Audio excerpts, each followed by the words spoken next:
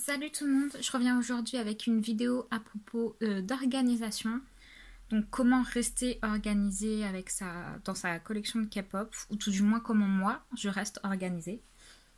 Alors tout d'abord, devant ce que vous pouvez voir, j'ai un document Excel qui s'appelle New Releases. Donc c'est les dernières nouveautés qui sont sorties en termes d'albums. Donc c'est un document qui m'aide donc à m'organiser par rapport aux albums que je veux, que je souhaite tout du moins, ceux que je compte acheter et ceux que j'ai achetés du coup. Donc c'est quelque chose que, comme vous pouvez le voir, je fais tous les mois. Donc voilà, là vous avez janvier, vous voyez tous les albums que j'aurais voulu en janvier, février, mars, avril. Donc là, quand je filme, on est en avril. Donc vous pouvez voir Blackpink, Super Junior, D&E, One The Nine et The Boys. Comment j'organise ça? Donc tout d'abord, comme je vous ai dit, c'est par mois. Ensuite, je mets le nom du groupe, juste ici. Ensuite, le nom de l'album, mini-album ou single-album. Et la date de sortie de cet album. Pas la date du comeback, mais la date de sortie de l'album.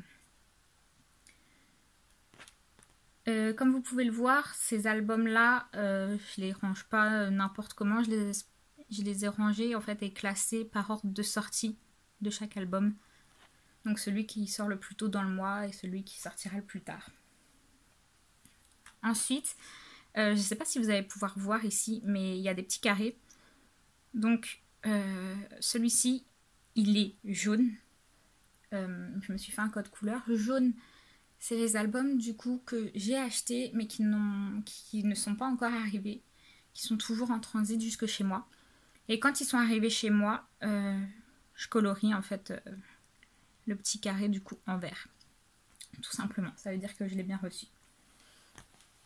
Donc ça, c'est pour en fait les dernières sorties, les nouveautés, les nouveaux albums. J'ai un autre document qui s'appelle K-pop Wishlist. Donc celui-ci, c'est tout simplement ma wishlist. Mais c'est complètement différent du document que vous avez vu avant. Tout simplement parce que ce sont des albums qui sont sortis antérieurement au moment où j'ai commencé le document. Ça peut être également des groupes que j'ai commencé à Stan ou des albums que j'ai écoutés, que j'aime bien, mais qui sont sortis après la sortie de cet album. Aussi dans cette liste, il n'y a que des albums. Ça peut être des albums japonais ou coréens. Mais sur cette page-là, en fait, sur laquelle je suis, ce sera vraiment que des albums.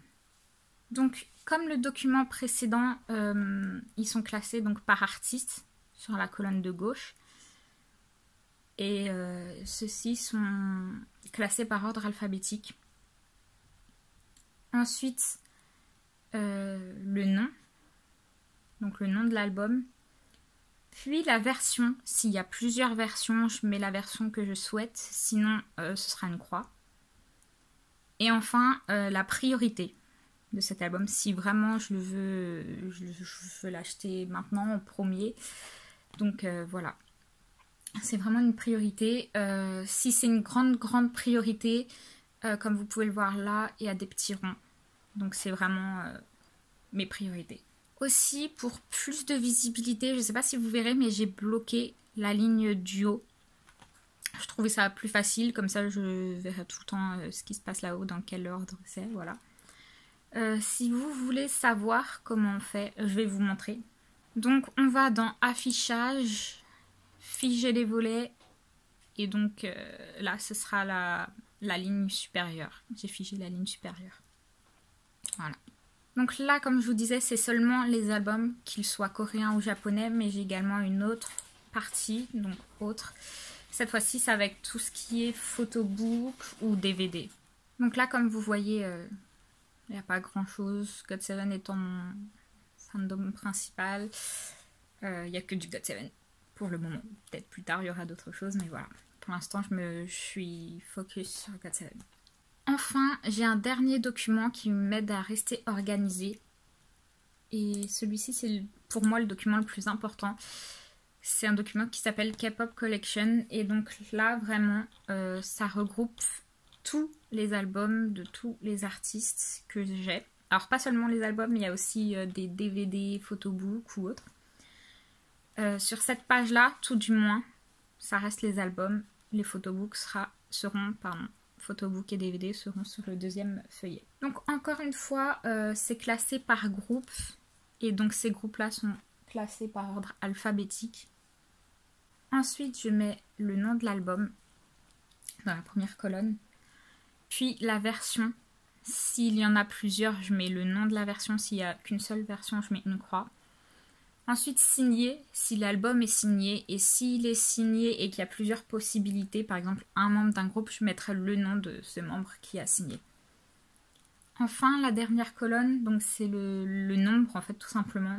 1 pour un album, tout simplement. Si j'ai plusieurs albums de cet artiste pour cet album-là, en fait, j'en mettrai 2, comme vous pourrez voir plus tard. Là, par exemple. Donc voilà. En tout cas, sachez que cette colonne des nombres est relativement importante et vous verrez plus tard pourquoi. Aussi, encore une fois, j'ai bloqué la ligne supérieure, la première ligne, tout simplement, encore une fois, pour plus de visibilité. Comme ça, dès que je descends, je verrai toujours cette ligne-là. Enfin, il y a des groupes pour lesquels j'ai des albums coréens et japonais. Donc, je sépare la discographie coréenne de la discographie japonaise. Je mélange pas tout. Donc, en premier, je mets les albums coréens.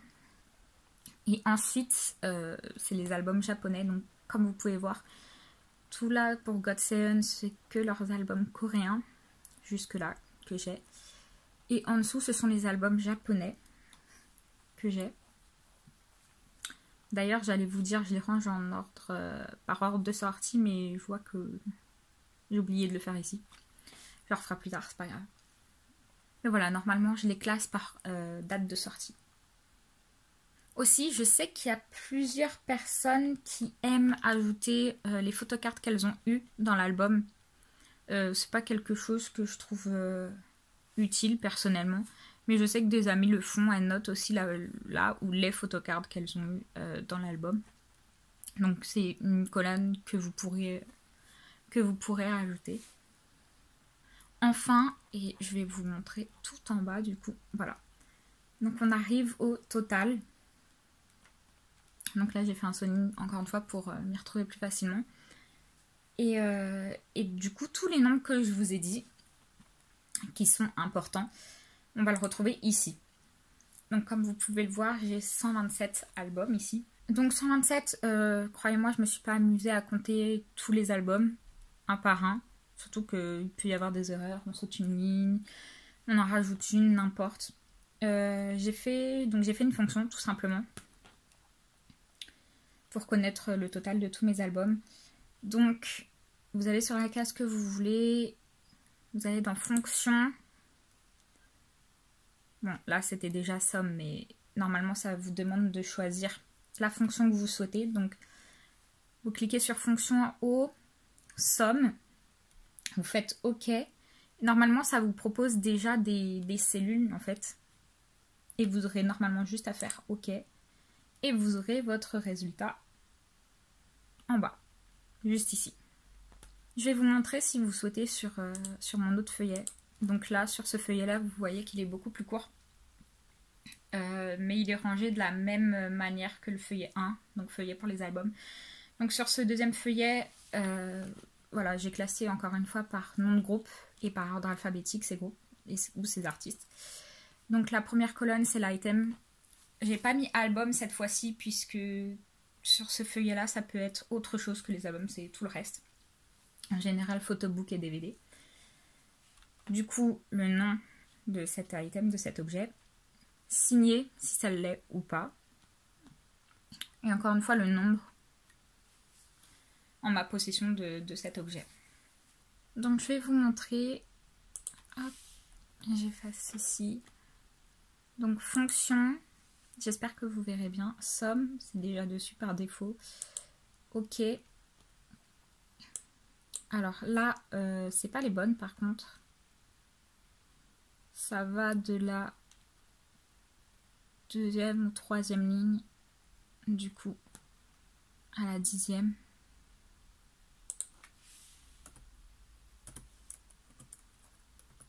Donc vous changez. Et voilà. Vous avez le résultat de combien d'objets vous avez sur cette colonne. Donc voilà, c'était une vidéo relativement courte et simple, mais je voulais vous montrer du coup comment moi je reste organisée par rapport à ma collection, surtout qu'elle s'agrandit de plus en plus. Donc voilà, c'est ma manière à moi de rester organisée, donc c'est ma façon personnelle, c'est mon organisation personnelle. Sachez que vous pouvez le faire comme vous souhaitez, d'ailleurs si vous voulez pas faire de documents, libre à vous. Moi, ma collection s'agrandit de plus en plus et je préfère rester organisée sur ce que j'ai ou ce que j'ai pas. Si vous avez d'autres moyens, si vous avez d'autres idées, si vous restez organisé d'une autre manière, n'hésitez pas à le partager. Peut-être que ça conviendra mieux à certaines personnes. Voilà, merci d'avoir regardé. Au revoir.